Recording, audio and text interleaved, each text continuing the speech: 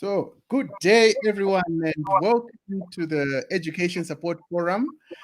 Today, I am joined by an educator, an education activist, Mr. Hendrick Makaneta. How are you, sir? I'm fine. Thank you very much indeed for inviting me. Sure. No, thank you very much. It's a pleasure to have you here. I mean, it's a hectic time. So many Zoom calls, so many things to do. Our lives have changed, but thank you very much for making time for us to discuss about the impact of COVID-19 on education. So, as you know, I mean, uh, schools are closed. I mean, it only makes sense, right? What have you seen in going around? What's happening in the schools? I mean, what's happening with the kids? Are they adapting to the new normal, or what's going on? If you could just tell us maybe your sentiments.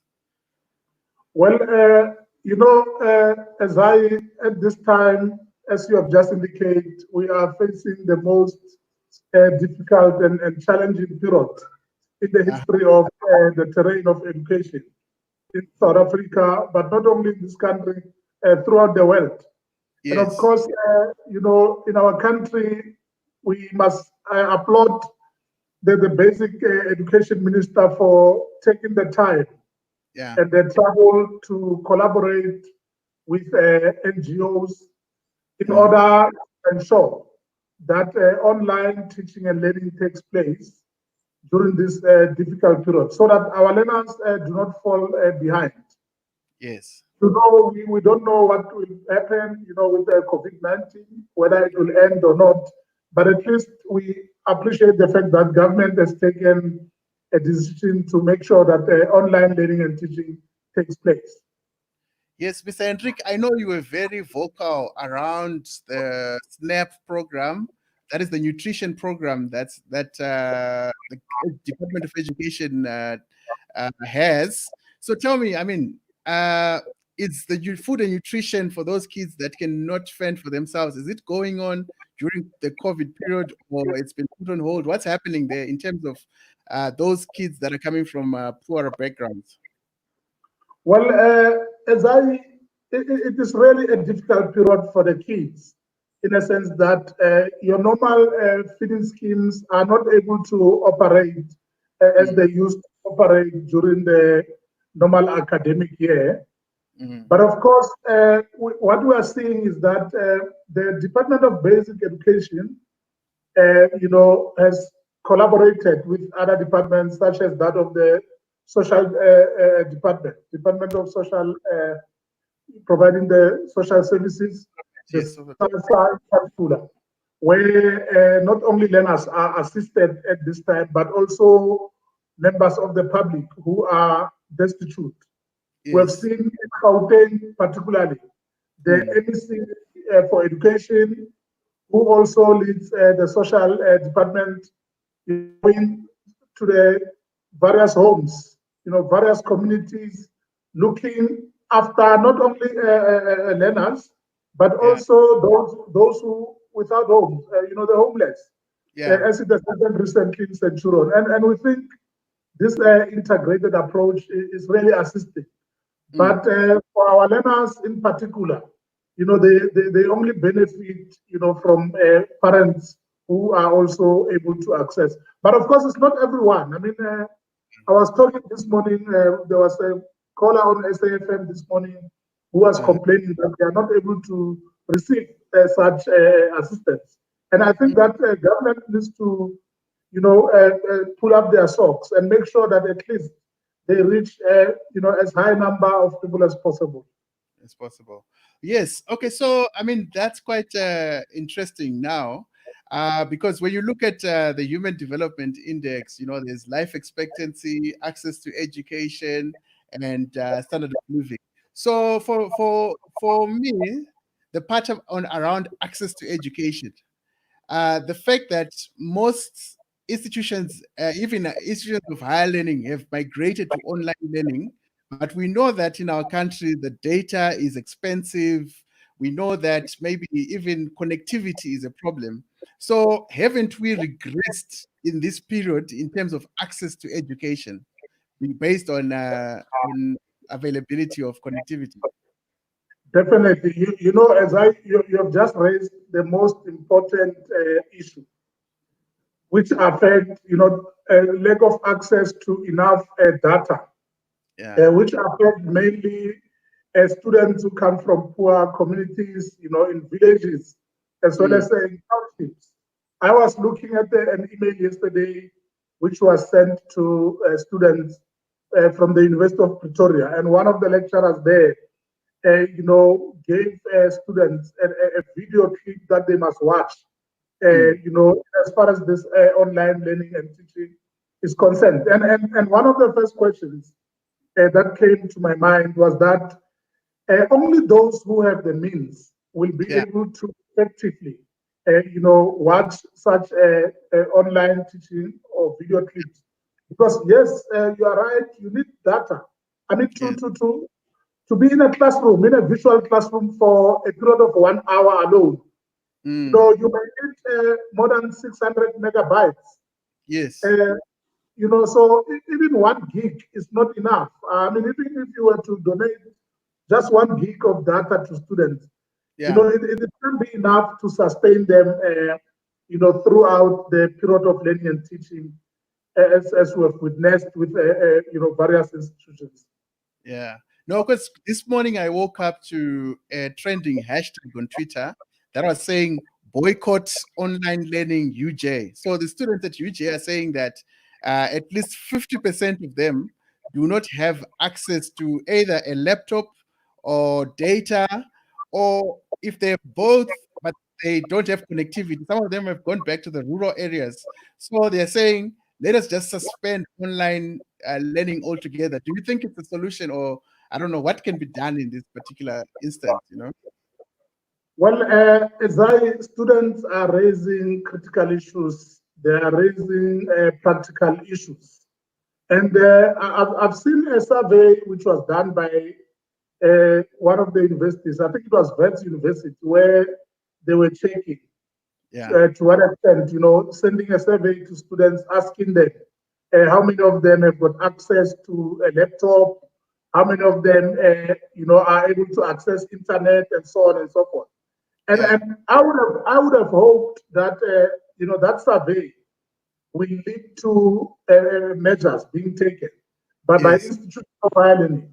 I think, to resolve this challenge, government must collaborate. In particular, the Department of Higher Education and Training should collaborate with all universities to ensure that they resolve the issue of access to online learning and teaching. Otherwise, if it is not resolved, it will work, as I've already indicated, only for a few.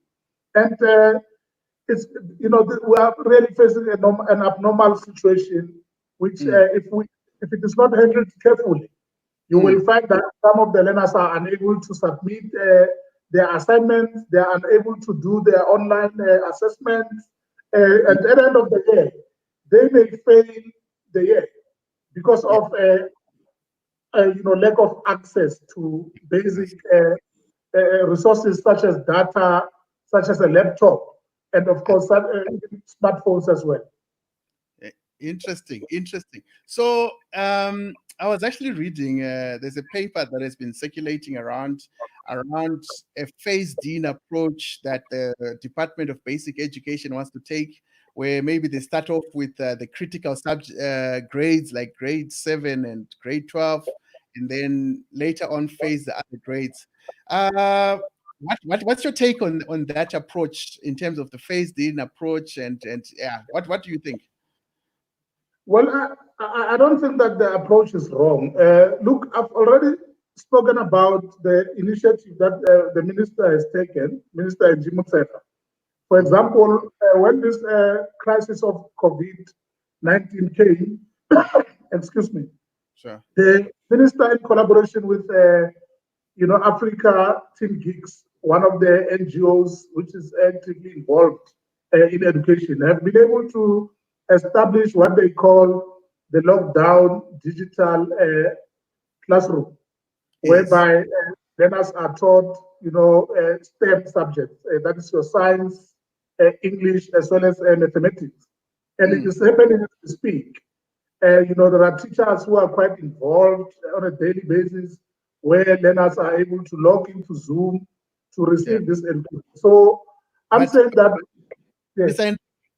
doesn't that perpetuate the same disparity in terms of the haves and have-nots? Because for someone to be able to go onto YouTube or Zoom, they have to tick all the boxes in terms of data availability, in terms of cost, in terms of availability of hardware and all that. So that means that isn't this program feeding the same people that are privileged, that have always benefited from the system? And also, I remember this program was trending on Twitter the other day under a hashtag that said that celebrities are not teachers. There was so much backlash from the teaching fraternity, from the students, from parents saying, why are celebrities teaching? They are not teachers. And I know you are one of the teachers that are the actual professionals that are there. So I don't know if you can tell us more about that in terms of what problem are we solving with this particular program? Edzai, you are correct. South Africa is divided into two. You've got the disadvantaged community as well as the advantaged community. So obviously, as we have already spoken, this type of programs benefit those who are already advantaged. But of course, just to clear the air, in as far as the celebrities are concerned, Yes. I'm involved in this program, as you have said. Celebrities, in a sense, are involved in one of the programs. So basically, there are two programs. One is the actual teaching and learning, which involves highly qualified teachers. And of course, the other one is the Read to Learn campaign, which was initiated by the minister. The Read to Learn campaign, it's a program. It's a campaign of the department which has been there for a while now.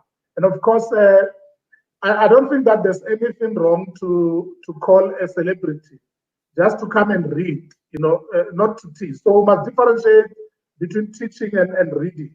Reading, it's one thing, but of course, teachers on the other side, if you look at the teachers, there are about 56 teachers who are involved in this digital online learning and teaching. And out of these 56, 54 of them are qualified teachers, qualified professionals from a wide range of universities. And only two are student teachers. So I think that there's been a miscommunication. I hope that South Africans will be able to zoom directly into the different profiles of the teachers and be able to understand that they are doing a great work as we speak. And the misunderstanding has been created that it is some of them are not teachers; they are just celebrities. Well, celebrities are on the other aspect of just reading and teaching and learning, because we follow the CAPS curriculum. It is done by your day-to-day teachers who are actually employed in various schools, and they are teaching already. They are not starting to teach. They are not teaching for the first time in this program. They are already involved daily in teaching and learning. No, thank you very much. No, so I don't know, what are the last words that you can give to our viewers out there in terms of the future of education post-COVID? What do you see as is it going to be business as usual, or things are going to be different? What's your take on how are we going to react to this? Well, as we have said in the beginning, it is the most challenging and difficult period in the entire history of the terrain of education. And what you have just said reminds me of the proposal that was made by the learned Professor Jonathan Jansen, who proposed that the year should just be stripped, so that learners are able to progress into the next grade. But I think to qualify what Professor Jansen was saying, it is too early at this stage. It is very early to say that let's cancel the year. Remember, we have got 4 terms in the academic calendar. And you might know that every term consists of about 10 weeks of teaching and learning. And so far, we've lost a few weeks. And of course, we've lost about 3 weeks to be specific, 3 weeks Yeah. of teaching and learning, because Yeah. schools should have opened on the 31st. Now, I'm saying that it is still early to predict what should be done in as far as the future of the learners is concerned. My take is that let us observe this lockdown period, and let us hear what the president will say immediately after the lockdown. If it Yeah. happens that the lockdown is ended, then let's wait and see when will the learners go back to class. Then we might have to come up with intervention mechanisms to make Yeah. sure that we cover up for the lost time. But if we do not win the war against COVID-19, then at some point, let's say by the end of what would have been your term two, by the end of June, then we can go back to the initial proposal that was made by Professor Jonathan Johnson. Then we can conclude that we have got no other choice but to terminate the academic year and ensure that we prepare now for 2021, during which we'll also have to cover for the lost time as well. But what impresses me again, just in closing, is the fact that the Minister of Basic Education, Ms. Angie Mutera, has made a commitment already that should learners go back to class, then we may have to terminate the school holidays. Remember, in June, usually you have got about 4 weeks of Yeah. school holidays. Yeah. So there's a commitment from government that should the learners go back, then those holidays should be terminated, and then let learners continue to study. Yeah, no, that's a good proposal. So let's just see which scenario will play out, because obviously most of these things are out of our hands. We have to respond to other dynamics in the healthcare sector. No, thank you very much, Mr. Hendrick, Mr. Makaneta, for such an insightful chat, and wish you the best and stay safe during this period. Thank you very much indeed, and to the listeners and viewers. Sure, thank you. All right.